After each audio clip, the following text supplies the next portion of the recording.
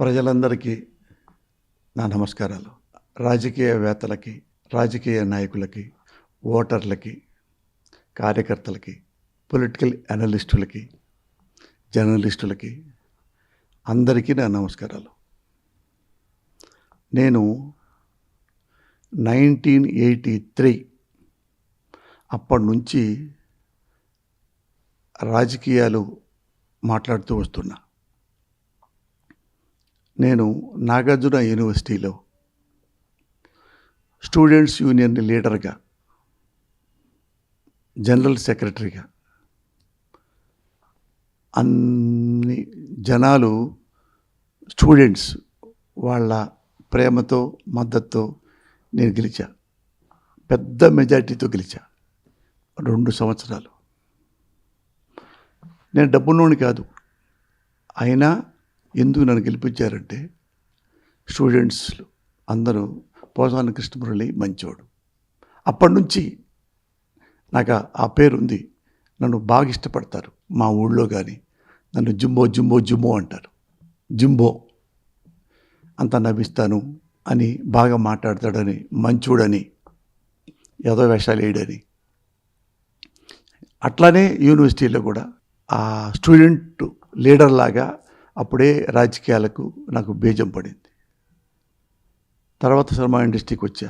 మీకు తెలుసు, మీ ప్రజల దీవెనల వల్ల పెద్ద రైటర్ని అయ్యాను, వెరీ గుడ్ డైరెక్టర్ని అయ్యాను. ఆపరేషన్ దుర్యోధన లాంటి సినిమాలు తీసి, మెంటల్ కిస్టల్ లాంటివి, రాజావారి చేపల చెరువులు లాంటివి, అలాగే పెద్ద ఆర్టిస్టుని అయ్యా. 500 సినిమాల దాకా చేసి ఉంటాను.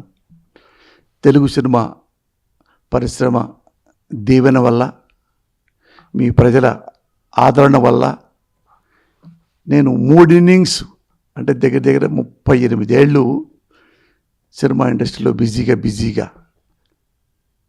పనిచేస్తూ బాగా డబ్బులు సంపాదించుకున్నాను.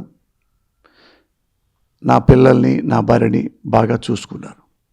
ఈ మధ్యలో ఈ రాజకీయాలు ఫస్ట్ నుంచి ఉన్నాయి కాబట్టి ఏ ప్రభుత్వంలో ఏ ముఖ్యమంత్రి మంచి పని చేస్తాడో నేను ఎప్పుడు అప్రిషియేట్ చేస్తూ ఉంటా. వాళ్ళ దగ్గరికి కూడా వెళ్ళను. ఒకప్పుడు నారా చంద్రబాబు నాయుడు గారు మంచి పనులు చేశాడు. పేపర్లో వెనక పేపర్ ఫుల్ పేజీల్లో ఆయనలో ఒక భాగంగా, ఆ భాగంలో బాబు గారి గురించి ఇలా ఊరికే పొగడ్ను. ఈ పనులు చేశాడు, ఈ పనులు చేశారు, ఈ పనులు చేశారు, అప్రిషియేట్. ముఖ్యమంత్రిగా ఓడిపోయారు. మళ్ళీ నేను సినిమా తీసుకుంటున్నా, డైరెక్టర్గా, ప్రొడ్యూసర్గా.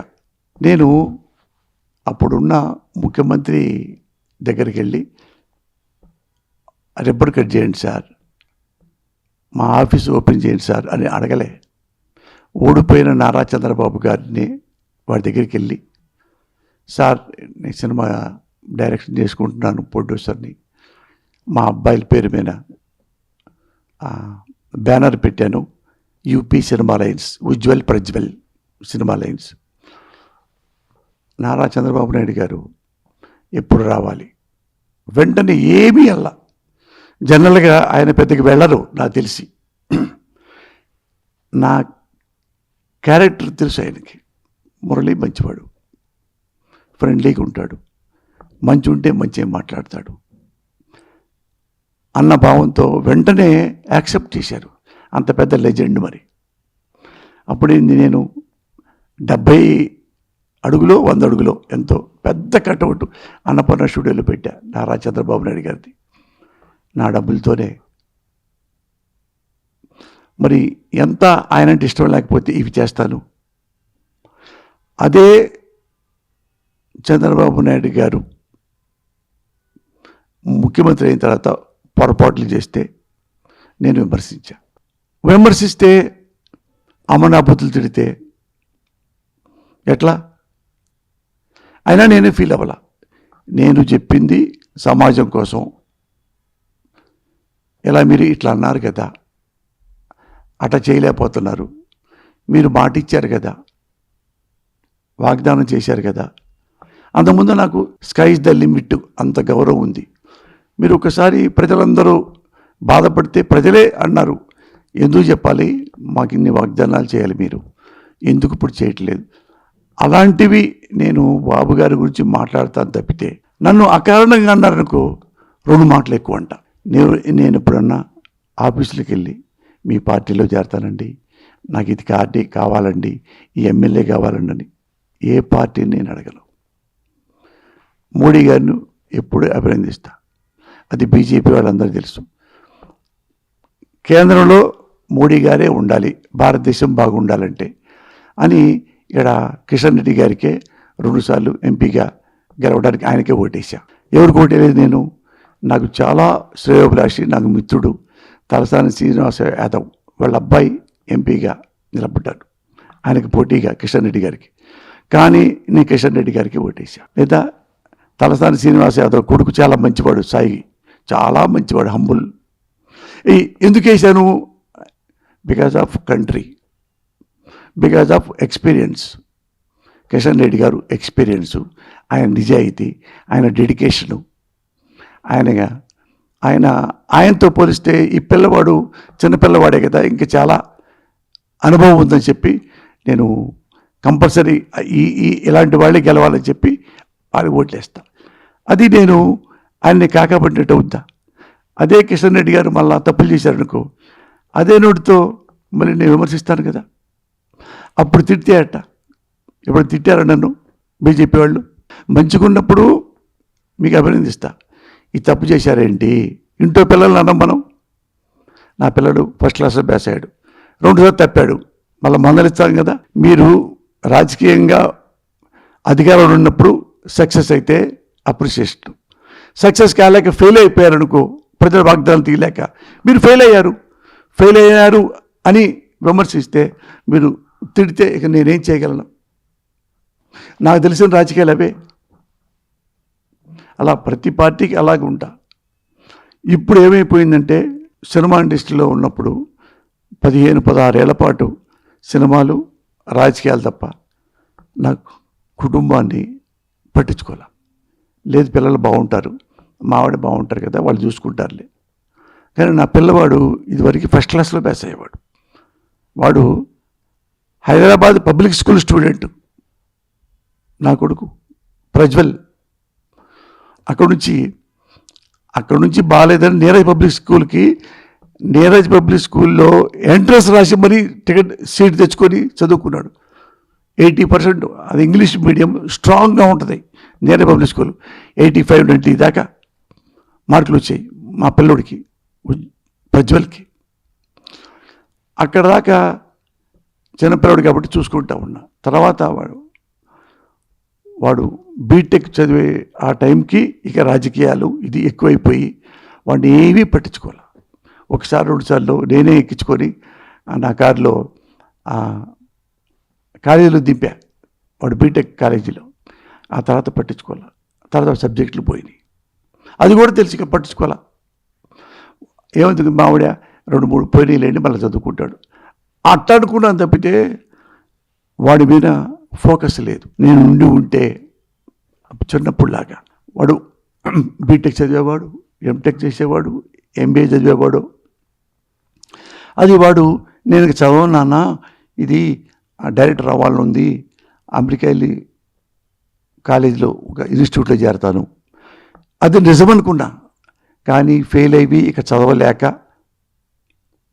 వెళ్ళాడా, లేకపోతే డైరెక్షన్ మీద ప్రేమతో వెళ్ళాడా? వెళ్తే డైరెక్షన్ నాకు ఇంట్రెస్ట్ డాడీ అన్నాడు. కానీ నా బాధ ఉంది కదా కడుపులో, బీటెక్ చదవలేదు, నా యొక్క విజిలెన్స్ లేదు. తర్వాత నా భార్య చెప్పింది, మీరు ఉండాలి కదండి, మరి నేను మీకు ఎలా చెప్పగలను, మీరు చదువుకున్నారు, మీకు తెలియదు ఏమీ లేదు అంటే. I cried like anything. అన్ని రాజకీయాల గురించే మాట్లాడతారు, కనీసం రోజు గంటన్నా నా ఇంటికి కేటాయించారా అని నా కొడుకు అడిగితే నేను తలకాయ ఎక్కడ పెట్టుకోవాలి నాన్న?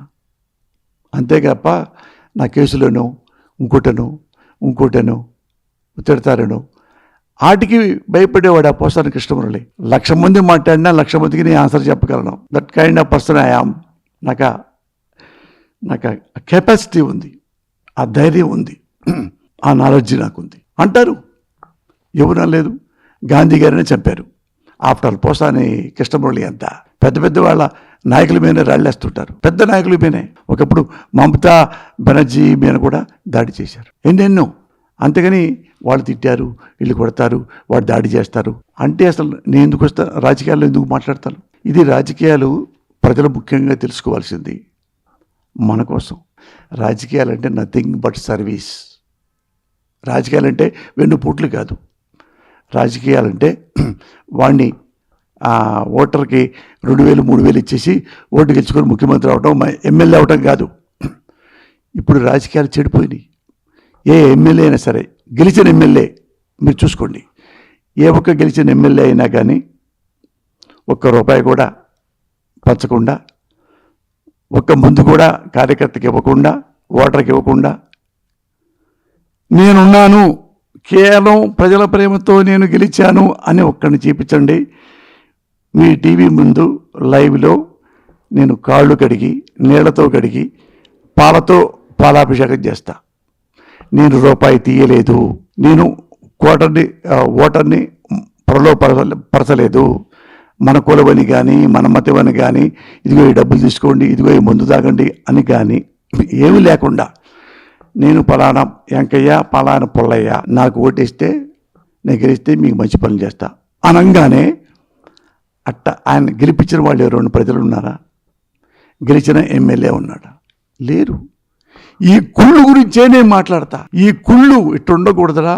మనకు 2,000 ఇచ్చి, మనకు 3,000 ఇచ్చి ఓటేస్తే వాడు ఎమ్మెల్యే అయితే, వాడు మంత్రి అయితే నీకెట్రా సేవ చేస్తాడు? చేయరు.